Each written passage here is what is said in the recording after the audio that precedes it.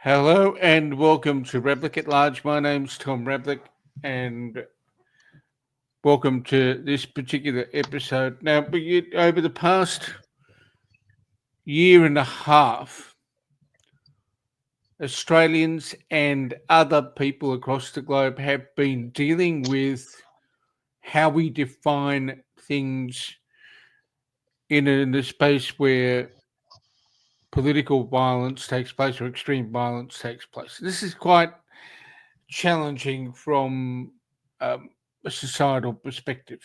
I'm, of course, referring to the things that happened on October the 7th in Israel and Gaza in 2023 and looking at the global implications. Australia has been touched by the consequences of what has gone on in Israel and Gaza, and communities are concerned and at times have clashed on television and elsewhere about how to deal with issues appropriately. Joining me today is an expert in looking at radicalisation and extremism, Peta Lowe. She does a lot of work across the globe and domestically, looking at how to get people to disengage from extremist and radical movements, as well as looking at what whether people are actually radicalised. Peter and I are going to try and demystify some things for you, so you better understand what's going on. Let me bring Peter in now. Peter, thanks for joining me today. Thanks for having me, Tom. Now, before we dive into the topic at hand and explore a few things that people have been struggling with, can you explain to people watching this what it is you actually do, because it's fascinating? Yeah, that's such a great question. So currently I work across a range of sort of areas, from policy and training to direct intervention and assessments. So I do things like assessments for court, to advise courts on an individual's risk and the certain circumstances that might be around an individual, and certainly around how we might be able to support them if they were to return to the community. And then I do a lot of work in terms of training lots of different practitioners to understand, to identify, to respond when they're working with people, and some policy work around helping governments understand the ways in which they might engage in violent extremism, specifically in communities across the globe. So I've done lots of work in the Middle East and Iraq, and then other countries where we're looking at how do we actually respond to the issue of young people specifically, but adults as well, and how do we divert them? How do we support them to not engage? And if they have been engaged, how do we disengage them? It is an interesting point you make, because you've got in the latter part, which you've got to understand how somebody gets to a point first, and then how you wean them off whatever source of disruption they've come across that makes them cling to a set of views or ideologies. How challenging is that in a general sense for communities to cope with? Look, it's pretty challenging. I mean, I think there are a whole range of reasons why it's challenging. Terrorism and violent extremism seem to sit in a space where there's no appetite for risk. It's viewed as particularly egregious in terms of acts and ways of thinking about things. And so it's quite difficult to engage governments and communities in understanding that some of the best things that we can do in this space is prevention and diversion work. And it seems counterintuitive that actually the thing that we can really do to be supportive of everyone's safety is to make sure everyone is included and safe in societies and communities. And that seems to be quite tricky when often we're looking for quite a punitive or sort of law enforcement approach as a response. And often that's actually counterproductive and quite unhelpful. There's something you said there that is worth exploring, because you said that the answer is to try and make sure everybody is included. right? Yeah. Now, that sounds like a bland and uncontroversial statement, but it is actually the solution to many things, because most issues related to radicalisation and extremism begin with people feeling as if the world around them is unwelcoming, is uncaring, is threatening, is uncompromising, doesn't give them any leeway to breathe or move or freely think. Um, how do we teach people that it's better to try and bring people in than push them away? Yeah, it's a really good question. I mean, I think so. I guess just to clarify, when we're talking about violent extremists or terrorists, so terrorists are those who have been convicted under the law. So terrorism is something that exists philosophically, I guess. We try and define it in all of these broad kind of understandings, but legislatively, someone can be determined a terrorist because they've committed a terrorist act or have been deemed to commit a terrorist act. So there's that kind of group, and then violent extremists, those people engaged in violent extremism who might be engaged in groups but have not yet been convicted under the legislation. So there's sort of these two groups that we look at. In all the work that I've done with violent extremists, that large group, even those who've been convicted, the majority of them, in my experience, have not been truly committed ideologues. And by that, I mean people who are only involved in that group or that ideology because of their belief in it. So the majority of people actually have other factors that influence them to be involved that aren't necessarily around their belief structure or an ideological sort of set of ways of looking at the world. So when I'm talking about this, I'm talking about that group of people. Ideologues are very different, and it's very challenging to engage with ideologues and re-engage them. But they're really only a small portion of that entire group that we're working with when we're working with violent extremists. The majority of them, and the great majority of them in my experience, have been people who there have been other things which have influenced them to engage with those groups. And it sounds really, I guess, simplistic to put it this way, but a lot of the time it's wanting to belong somewhere, wanting to be accepted somewhere, wanting to fit in somewhere. And extremist groups and violent extremist groups are particularly good at accepting people and allowing them to fit in and belong, provided that you agree with the same things that we agree with. We don't care so much about your background or your history or the things that you've done. We only care that you're with us now. And once you're with us, there's this kind of brotherhood that happens. And that can be really appealing to people who don't fit into society for whatever reason.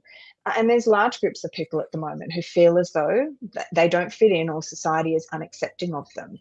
And so they're very vulnerable then to these other groups who say, hey, come with us. We don't care about those things that the rest of society cares about. All we really care about is that you're committed to this cause. And so when we're looking at engaging with people, we have to understand the reasons why they got involved in the first place, because they're very different for everyone. And so if we don't understand that, then trying to disengage them from that group and re-engage, or as I've learned along the way, sometimes for the first time, engage them with a broader community or society can be really difficult. And, it's just human nature. People are less likely to hurt people who they feel connected to. So that concept of connection and belonging and fitting in with a group of people actually helps people stay safer if everyone feels connected and like they belong together. It's actually an interesting point you make. When I when I've dealt with people who are, let's call them reformed extremists in the US,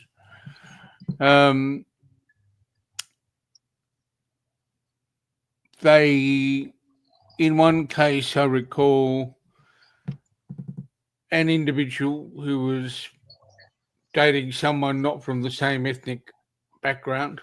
He was beaten up by males who were of the same ethnic background of the young woman he was dating. He then got involved with what we would loosely call sort of white supremacist types who said, well, this is why it's happening. We'll look after you. We'll protect you, blah, blah, blah, blah, blah.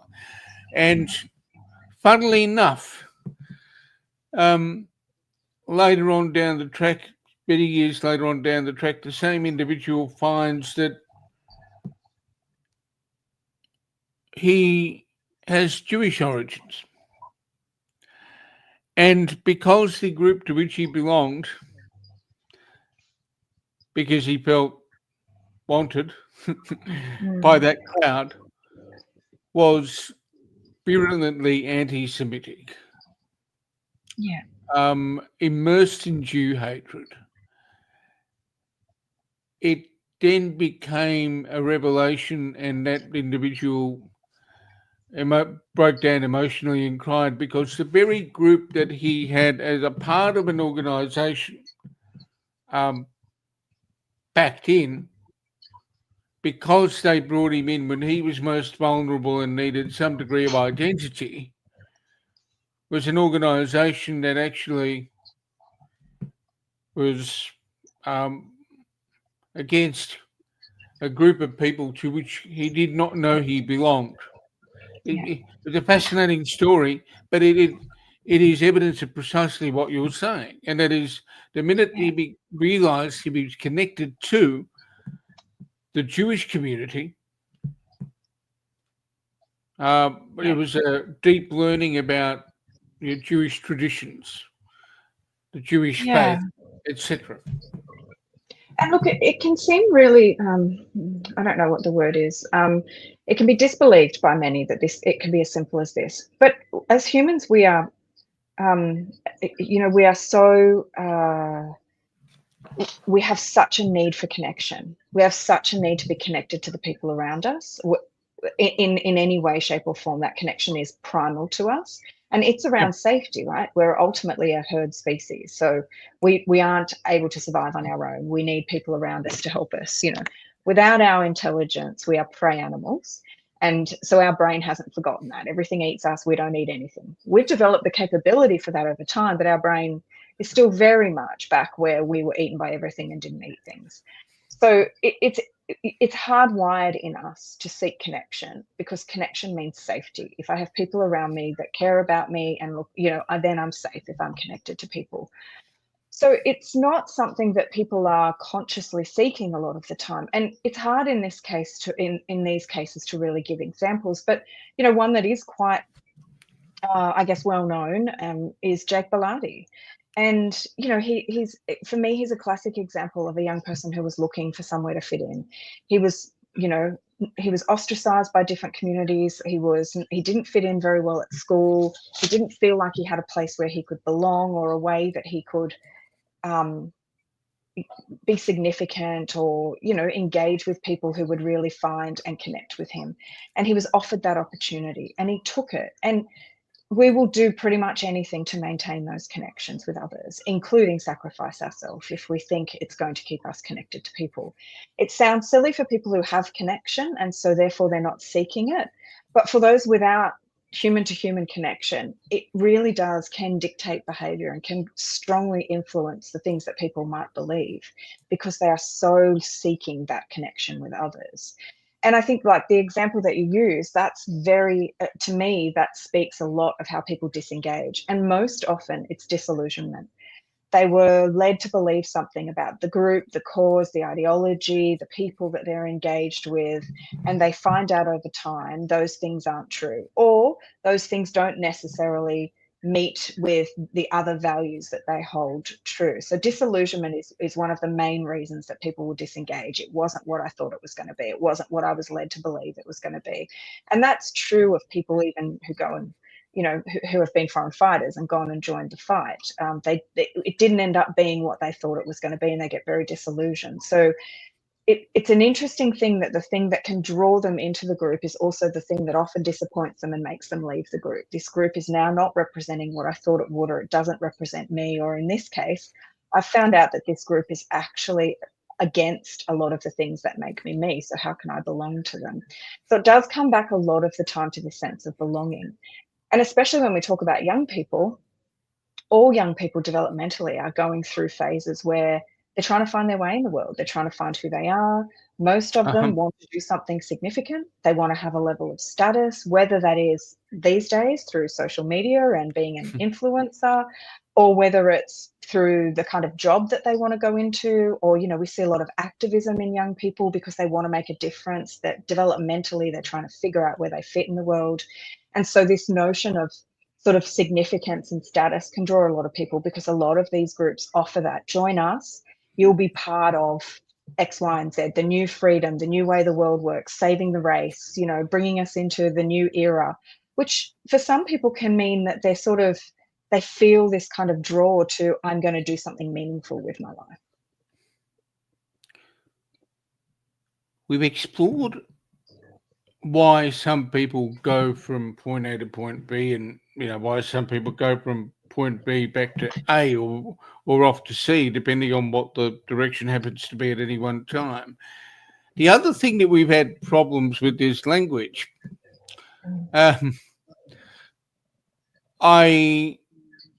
I struggle with a discourse where I've got a book not too far from me that has 250 definitions of terrorism, and none of them say just because something is terrifying, it is a terrorist or terrorism. Why do we struggle with that? That's a great question. And it's certainly something that there isn't a lot of clarity on. Terrorism is contextually defined as well. So, you know, Che Guevara very famously said, one man's terrorist is another man's freedom fighter. So terrorism is also something that is contextual and about perspective as well. Who holds the power, who's looking at the power, who gets to say what's terrorism and what isn't. So there's been a lot of conversation about that, because it does matter. It matters that we have an understanding of what this thing is called terrorism. What complicates it is that it becomes legislative, and laws are different all around the world. And the people who make laws are the people in power. So that impacts on what those laws say. And from an academic perspective, we're like, you know, there's a need to define it so that we can somehow quantify it and measure it. And if we all have different definitions, then it's very difficult to measure it differently, because we're measuring apples with oranges. I think from a practical and from a practitioner perspective, it's much more helpful to think about it in terms of what's actually happening, and what are the real world implications of what's going on. Because legislation changes over time, as it should. It should reflect changes in community expectations and changes in the way things are viewed politically. But what really is important for us is to understand, firstly, that these definitions can be quite abstract at times, and so really it comes down to what's the practical application of these definitions, and does that help us or not. And I think it's why, as a practitioner, I sort of align myself more with violent extremism, because it's much more embedded in the context, whereas terrorism is embedded in the legislation, which has power involved. Whereas violent extremism, we can see it as part of the context of the society that you happen to be in. I think the definitions become quite problematic because we get stuck in that. We get stuck in trying to define it. And as you would know, there's a never-ending sort of amount of literature you can read about definitions and how we define it, and what the different definitions mean, and who they apply to, and all those sorts of things. But it doesn't change the fact that we're dealing with this issue, and we're dealing with people who are drawn to promoting and justifying the use of violence. And this is where, for me, it always comes back to really that understanding that what we're working against is promoting, justifying, advocating for the use of violence in order to bring about whatever change it might be, political, social, ideological change. And if we can really stay kind of grounded in that as being our issue and concern, and that really that is where we should focus our attention, because regardless of whether it's about bringing about political, ideological, religious change, or whether it's just about using violence instrumentally, we really don't want violence in our societies, because violence is the root cause of the issues that we have. And I'm often drawn to this sort of, I kind of go between, who cares what the definition of terrorism is? It's really only sort of for politicians and legislators, to, well, actually language matters. And so we should all be clear that terrorism is quite a difficult term to define, because of all of these different contextual factors, and that the more people can understand that, the more we can be a bit fluid about our understanding of terrorism. And similarly, just because something terrorizes doesn't mean it's terrorism. So we need to be clear about how we're using those words. Yeah, I had a conversation with a friend not so long ago, and I said, I might think a huntsman on the ceiling is somewhat terrifying, but that doesn't make the spider a terrorist. It's an absurd analogy, but it actually paints it well, I think, in terms of context. There was a discourse when the young man stabbed the bishop in Western Sydney, and then you had the incident at Bondi, at Westfield and Bondi. On the one hand, it was one determined to be a terrorist act. On the other, people thought the Bondi series of incidents should have been tagged a terrorist act.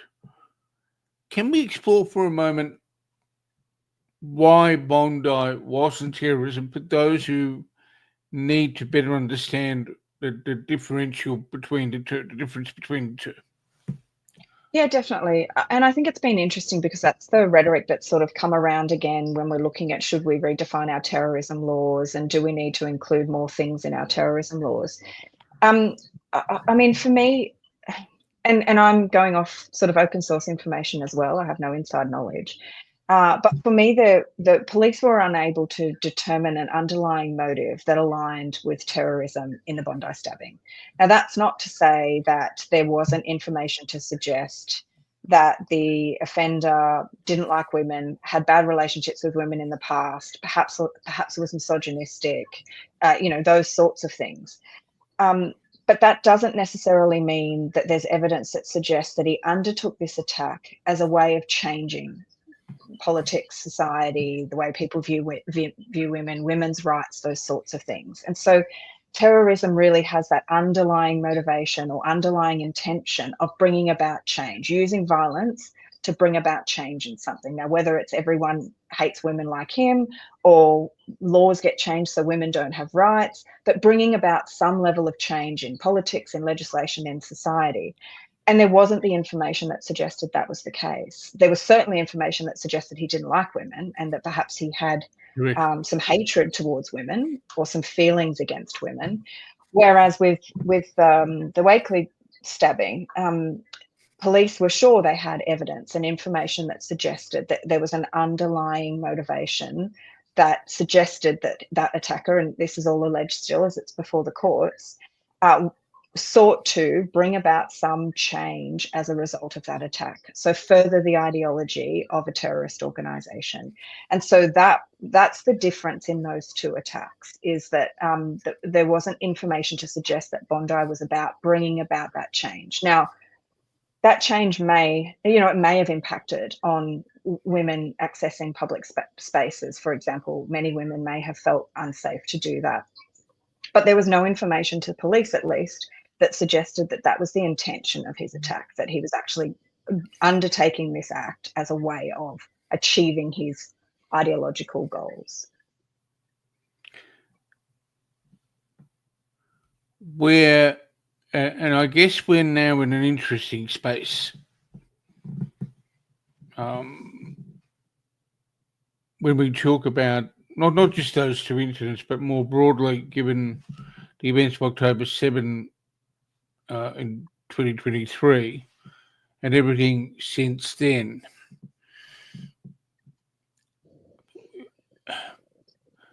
I've certainly personally struggled with the discourse over issues of terrorism and political violence and extremism over the past year or so because of the way in which the public discussion has occurred on October as a result of the October 7 events, because there's a lot of I think some of the issues are under in terms of definition of terrorism and what drives political activity and political extremism may be poorly understood. Am I wrong? No, I don't think you're wrong. And I think what it's done is placed us in a position where we really do have to consider and understand and have more discussion around terrorism, political violence, violent extremism. These and it's difficult when we're talking about there's a lot of personally affected people. And it becomes difficult then to objectively look at, I mean, we can agree with something, we can align with the beliefs of it. And I use the example of animal activists a lot when I do training and we talk about violent extremism and terrorism. I mean, most people would think it is okay to want to save the whales or, to engage in that kind of activism. But at what point does that cross into our definition of terrorism? And we have to think about that a little bit objectively. I mean, we can agree with something. We can say that they are noble desires or outcomes or interests that they're engaged in, but does that justify the use of violence? Does it justify using violence as a way to bring about those outcomes? Because if we say that it's okay as long as we agree with the intention, then we get a very slippery slope, because that depends on perspective. So, I mean, I would argue Japanese don't feel like it's okay to use violence to stop them from whaling, yet Greenpeace ram their ships all the time. So it does come down to perspective when we start to say violence is okay in certain circumstances, provided that the majority of people agree with it. And I think that's where it becomes problematic for us now. We have people, and there are some facts about this, right? Hamas is a designated terrorist organization. It has been a designated terrorist organization. So them undertaking those attacks was a terrorist act. A terrorist group undertook acts. It's a terrorist act. There's no question about that. That is the case currently. While there are some people who may conflate the attacks of Hamas and Palestinians, for example, that's a clear fact in this case. So I think we also have to go back to what do we actually know, not what do we think or feel about that, but what do we know in some of these cases. And it is challenging because we're dealing with personal and very lived experience of a lot of people. And that becomes, it becomes something that we have to be very mindful of when we're starting to engage in conversations about who's right and wrong in a particular space. I think the idea of right and wrong, good and bad, us and them, becomes very divisive. It's what extremist groups use to recruit. They offer certainty. We're good, they're bad. It's very black and white. So I think it requires us to have a more nuanced discussion about, yes, there are bad things that bad groups are doing, but there are also good people that are caught up in those bad things. And so we have to be able to see this as less than just a binary position of good and bad. And that while there are these bad things happening, in fact, as in most cases, the majority of people being harmed in this are innocent civilians, innocent victims who are not aligned with any good or bad. They're just people trying to live their life. And that's really getting lost in a lot of the debate that we're having.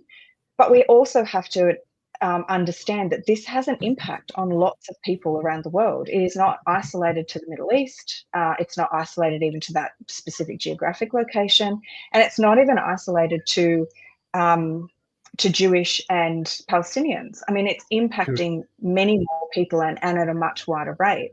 So if we're not able to really start to have a good conversation about this and be clear about we're drawing a line for everyone, that the use of violence in regards to these matters or your beliefs about these matters is not acceptable. And violence extends past interpersonal, person-to-person violence. I mean, threats of violence are violence, and we accept that in many other spaces.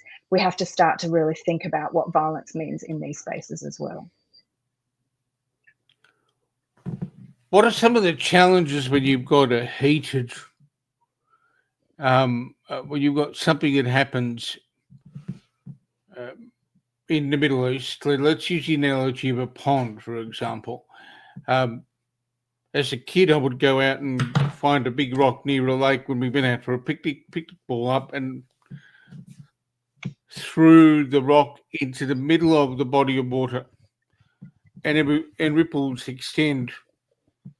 And depending on the gradient of the bottom of the lake or whatever it happened to be, the ripples could be kind of little waves, or they could just be nice, serene things.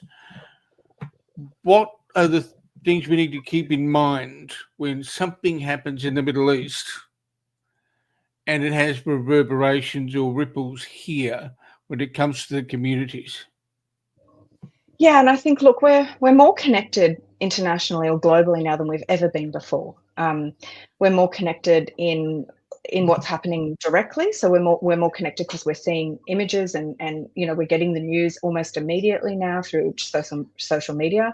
But we also have a globalization of population. So we're more connected because what's happening everywhere has impact on people here, because people have lived there, their families have lived there, that's where their origin is. So the impact of it is being felt directly. So it's like, we can't say that something happening somewhere else doesn't have any impact in our communities, in our society, in our country. That just doesn't respect the globalization that we have now across the world. But there are things that we can do to limit those ripples. That they are going to be felt by people who are personally connected, by people who even just watching it feel connected to it, because it's now they're being exposed to it, very real time exposed to it. And one of the things that's really helpful in that is for us to remain connected. And by that, I mean, like, at the end of the day, being able for people to understand that we're all human and that this has impacts on people differently. They may never have been there, they may not know anyone there, but they're seeing it and they're exposed to suffering of humans across both sides. I mean, there has been suffering in that region across the border. It's not exclusive to one group or another. There is suffering across those different populations, and people are suffering, right? It shouldn't matter who they are. We should be able to connect with that on a greater level, and we should be connecting our communities here better. The divisiveness and that language, that really polarizing language, is quite problematic for us. And I think what it does is create more fractures than are necessary in communities. And we really ought to be taking a stand against people, anyone from anywhere, who is prepared to act violently as a result of this, as a result of what's happening globally in the world. And it's not just there. You know, we're seeing these sorts of issues arise in other places in the Middle East. We're seeing it in in parts of Europe, where there's lots of division that's occurring, that's creating this fracture between people. And so I think it's really responsible for us now to be thinking about, how do we connect people back together again? How is it that we are able to draw a line about what is and isn't acceptable in our communities in terms of, and we have to start having this hard conversation. You know, I've been saying this for a while now. It's been very easy for us to look at religious extremism, of any form really, but that sort of religious extremism, and other it. It's those people over there, it's much harder when it starts to become political or ideological, and it can be a difficult conversation for us to have about where is the line between freedom of speech and between speech that's not acceptable. And I think we're starting to see that. We're starting to see, governments and society sort of stand up and say, no, this should not be okay in our society. But we have to apply those same things equally. So it can't just apply to a particular group of people making a particular comment about another particular group of people. It has to be equally. And I think that's the kind of conversation that we need to have a little bit more of now, is that anyone who is engaging in violence as a way of sort of furthering their political, ideological or religious beliefs, regardless of what they are and where they come from, that should be unacceptable in our society. It's a convenient segue to a point I think you and I have made in other conversations offline, where the question of labelling a particular prejudice a particular way, whether it be Islamophobia, whether it be homophobia, whether it be anti-Semitism, whatever it happens to be. At its core, when we talk about that stuff, we're talking about bigotry. Why don't we deal with it more generically and deal with the problem of, get people to focus on dealing with their own personal grievances better? I wish I knew the answer to that question. It's so one do I. That's why I'm asking. It's one that's really played since I started in this space, because it's a challenge to understand why it is that we can't see this behaviour, no matter where it's emanating from, as unacceptable. And we're really talking about behaviours here, and that's one of the things that we kind of struggle with a little bit as well. There's a difference in globally around whether we do disengagement or de-radicalisation, whether we're looking to change the behaviour or change the belief. You know, one of the things that we uphold is that people should be able to hold their beliefs, right? There's a freedom of belief and a freedom of speech and a freedom of religion. So it's very difficult for us to sort of engage and say, well, you can't have that belief.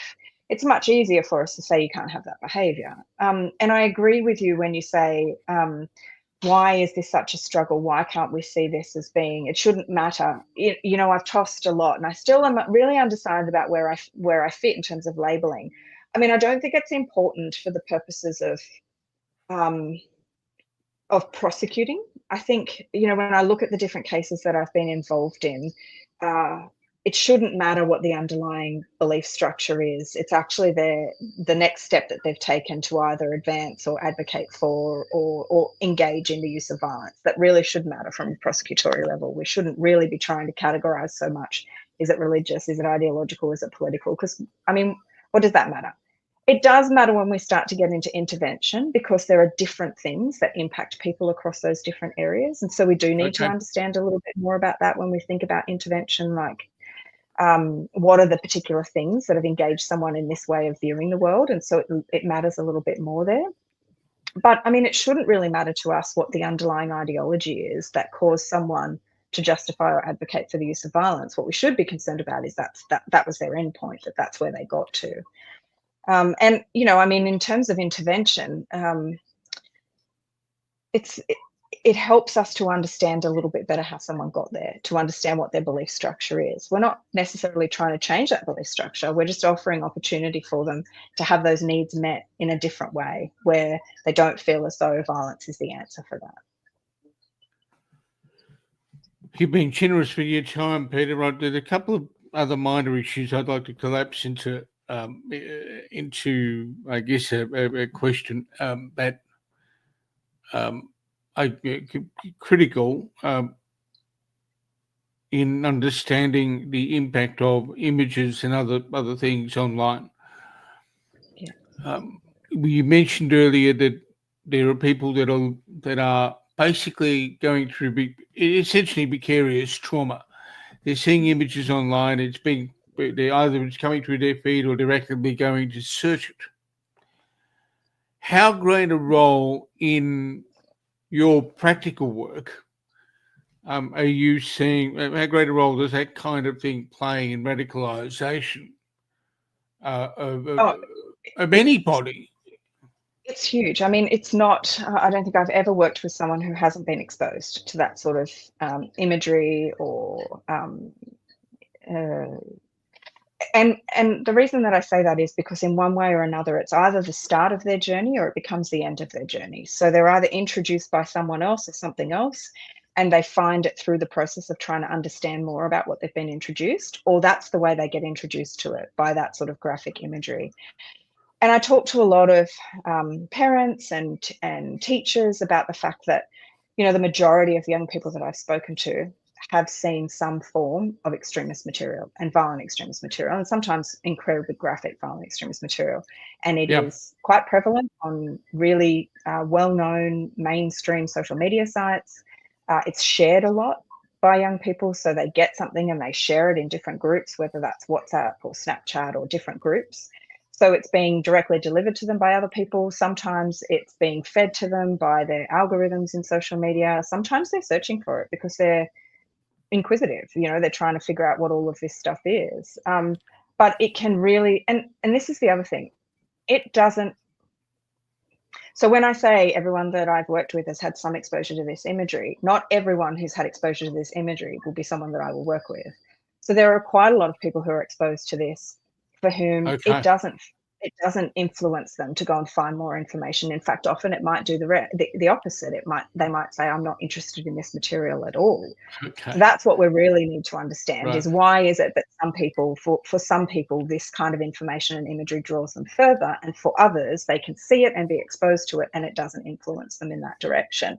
Because it's a bit like when I first started and we talked a lot about mental health. You know, there's a correlation between mental health issues and violent extremism, but there's not a causal relationship. So having a mental health issue does not cause you to become a violent extremist. Similarly, being exposed to material, there is a definite correlation, but there's no causation. Being exposed to that material doesn't necessarily mean you'll go on to be a violent extremist.